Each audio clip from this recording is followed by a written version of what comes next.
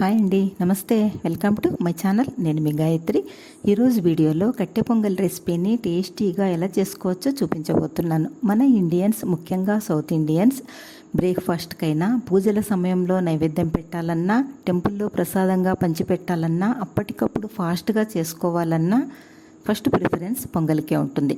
మరి ప్రాసెస్ ఏంటో చూసేద్దాం. మనం ఎన్ని రకాలుగా పొంగల్ చేసినా ఫైనల్గా ఇది ట్రై చేసిన వాళ్ళు మళ్ళీ ఇలానే చేసుకుంటారు.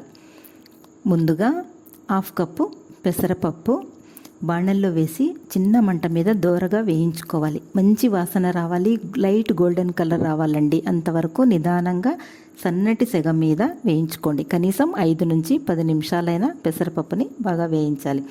ఇలా వేగిన పెసరపప్పుని ఒక గిన్నెలోకి తీసుకోండి. మనం ఏ కప్పుతో అయితే పెసరపప్పు తీసుకున్నామో అదే కప్పుతో బియ్యం తీసుకోవాలి. బియ్యం పెసరపప్పులోకి నీళ్లు పోసి 2 సార్లు బాగా కడగాలి. ఒక గిన్నెలోకి 8 కప్పుల నీళ్లు, మనం ఏ కప్పుతో పెసరపప్పు తీసుకున్నామో దానితోనే 8 నీళ్లు పోసుకొని స్టవ్ పై పెట్టి వేడి చేసుకోవాలి.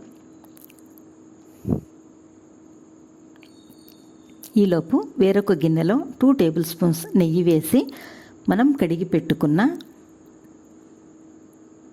పప్పు బియ్యం 2 వేసి మీడియం ఫ్లేమ్లో పెట్టి ఒక 5 నిమిషాలు వేయించాలి. ఇలా వేయించడం వలన మనం చేసే పొంగలికి మంచి టేస్ట్ వస్తుందన్నమాట.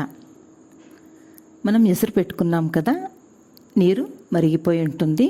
పెసరపప్పు గిన్నెను కుక్కర్లో పెట్టేసి మరుగుతున్న నీటిని రైస్లోకి వేసేసుకోవాలి. అందులోకి ఒక టేబుల్ స్పూన్ సాల్టు, చిటికెడు పసుపు, ఒక 10-15 మిరియాలు వేసి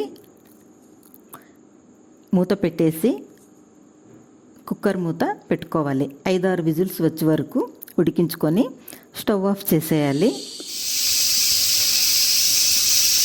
కుక్కర్ చల్లారాక మూత తీస్తే కన్సిస్టెన్సీ ఇలా ఉండాలి.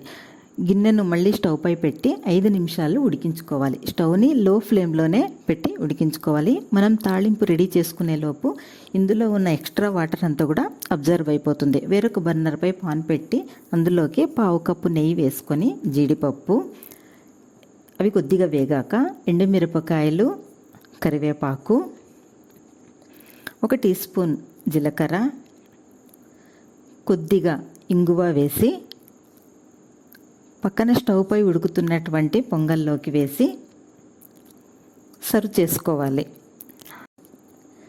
ఈ పొంగల్ని పల్లీ చట్నీతో కానీ సాంబార్తో కానీ సర్వ్ చేసుకుంటే చాలా టేస్టీగా ఉంటుంది. ఇంత టేస్టీ అయిన పొంగల్ని మీరు కూడా ఒకసారి ట్రై చేసి చూడండి.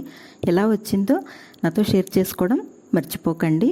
మరొక సింపుల్ అండ్ క్విక్ రెసిపీతో మళ్ళీ కలుద్దాం. Thanks for watching.